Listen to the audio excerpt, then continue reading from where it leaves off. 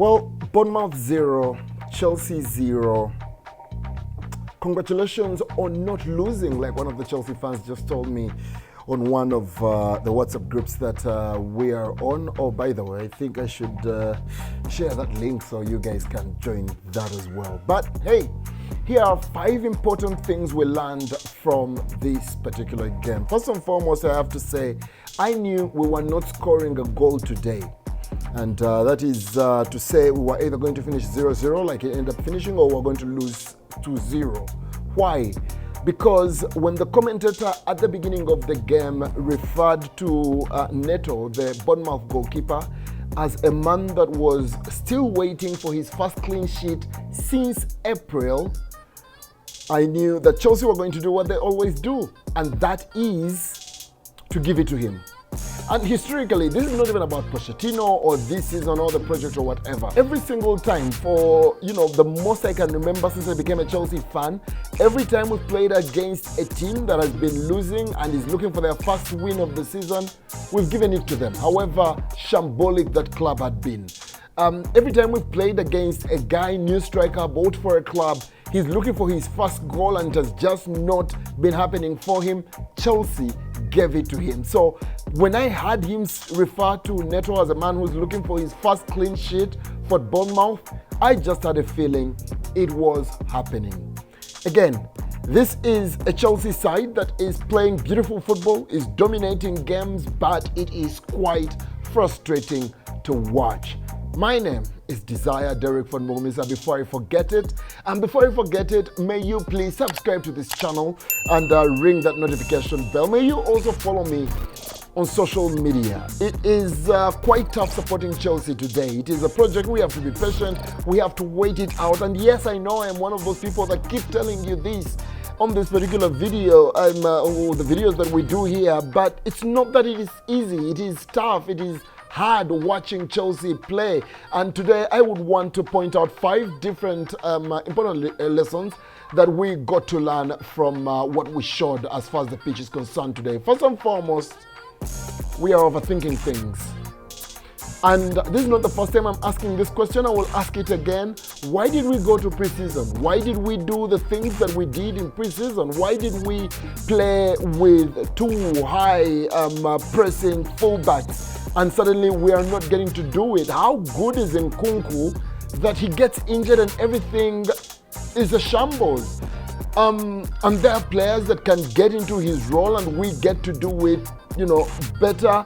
And you see, I don't want even to count on this Nkunku issue and think, oh, when he gets back, and I've seen a couple of articles about that, we shall be much better than we are currently. No, I'm not going to be counting on that, because just last season with Graham Potter as our manager, we were stating that we can't wait for N'Golo Kante to get into the side and then we shall look much better and all of that. N'Golo Kante came through, Graham Potter left, Frank Lampard came in. The less we say about that, the better. So it cannot just be Nkunku. There must be something in there. There is definitely something that we were doing right in preseason when we scored all those goals and all of that. And yeah, maybe we were considering a little too many that we are no longer doing. We are overthinking all these things. Oh, it is Ben Chilwell at left wing. Oh, it is Colwill at left back, and so many other things. So it's quite something. Let's go to number 2.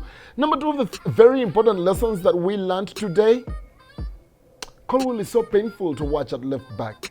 And this is not to say he's a bad player. He's a brilliant player. We're just playing him in a wrong position. A position that is not his, and we know it. But hey, we are trying out a few things because of this and that and that. Are we harboring some people that we should not be harboring in this defense?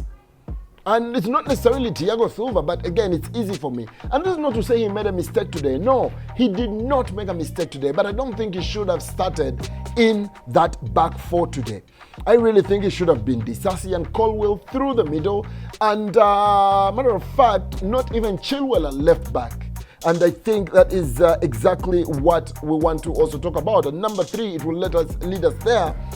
Ian Maatsen should be the man that is playing left back for us. Yes, Ian Maatsen is Chelsea's ideal left back.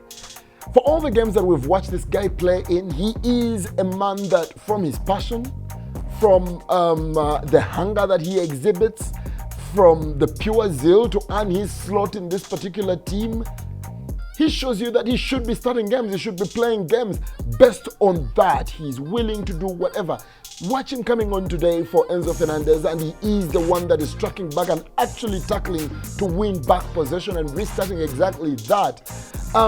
He is the one that is trying to find passes that Colwill has not been finding at left back all game, and is trying to play in Sterling, who was now at left midfield, and all of them. Matter of fact, we remember that he turned down a move after fees had been agreed at the end of the summer transfer window to go to Burnley, where he would be assured of the minutes to stay and fight for his time. He's shown everything that none of the people playing at left back or in a position he can play in are showing. How many goals did Maatsen have in pre-season? How many assists did he have? Maatsen, matter of fact, enabled Nicholas Jackson play in a way that got him to score the goals he scored in pre-season. We have not seen those opportunities created for Jackson in this one. All I see him is, holding up play and just, engaging some of the players around him, which players are seemingly not arriving in the right positions and all of that. Everyone is trying a pass, not exactly playing the best pass. They're trying a pass. There was a time, man, I saw the person who played at our left back, they have attacked Colwill. He has a pass to find, I think it was Mudryk right ahead of him. And he decides, no, I'm going to be playing across the pitch. We lose the ball and it's a counter-attack against us. I know we are trying out all these things and we're trying to get better and it's a process and all of that, but can we do the easy things first? Maybe those easy things will get things working for us, and then the harder things will start coming naturally and all of that, because everyone is confident in what we are doing. It's tough, man. It's tough. I really feel that when Ian Maatsen walked onto the pitch today, he had a better impact, and I would want to look at the numbers. He had more impact on the game than a number of players that played more minutes than him, whether in his position or not. And it is just that. Number 4 on the 5 important lessons we learned today. Malo Gusto, what a great feat at right back for us. What a game he put in today. An all-round game whereby he was just ever present, whether it was upfield or defensively, he was there. Whether it was playing the 1-2 and being able to provide you as the person is given that touch to find him yet again, he was always there, giving options to the midfielders and his teammates to be present. Getting into the box and trying to ask questions. Of course, you want to also point out that his crossing was off. It was not the best. His choice of pass in there was something that could get to improve and all of that. But over and above, if not the best player for Chelsea today, one of, and that is just amazing to see. We have been reading some of his interviews speaking about what he brings to Chelsea, how it wasn't a mistake for him to choose to come to Chelsea and all of that. And I feel that we have a great piece in there joining this squad.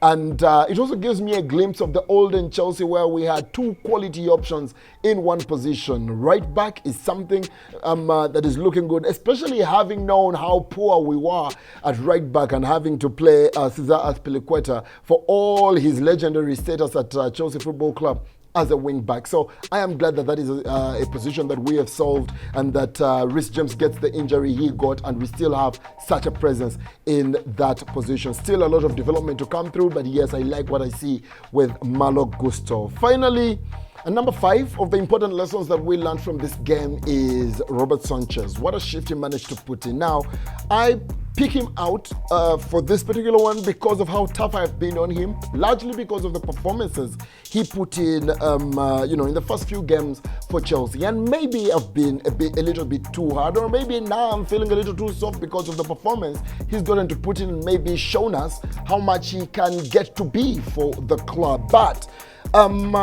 just like Malo Gusto, quite the shift, huge saves coming in from that is Robert Sanchez. And at the beginning of this video, I told you about how I knew the moment they said that Neto had been looking for his clean sheet, I knew he was getting it today, and was praying hard that we don't concede, so we lose that game. At least we go away with 1 point. Of course, I was still hoping that I am wrong and all of that. I wasn't so wrong. I wasn't wrong at all.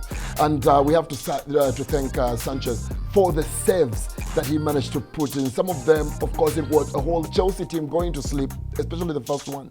And Sanchez was still present, and I think that is a quality for a goalkeeper at a top club that we all need. And he definitely showed that. He commanded his defense quite well to ensure that everyone was as present as possible throughout the 90 minutes. There was decent distribution coming through for him in that one. So and he wasn't overdoing things. He wasn't trying to dribble strikers and make it a little bit too hard or something like that. He was doing just what was needed. So a very promising performance between the sticks, and one that you want to believe makes it harder for George Petrovic to come into the squad, which benefits Chelsea. Of course, George Petrovic might want to be the guy that starts games for us, and maybe some of us who are always looking out for what could happen and all of that are also backing him on that. But the harder that Sanchez makes it for George Petrovic, the better the level of goalkeeping in the department of goalkeeping for us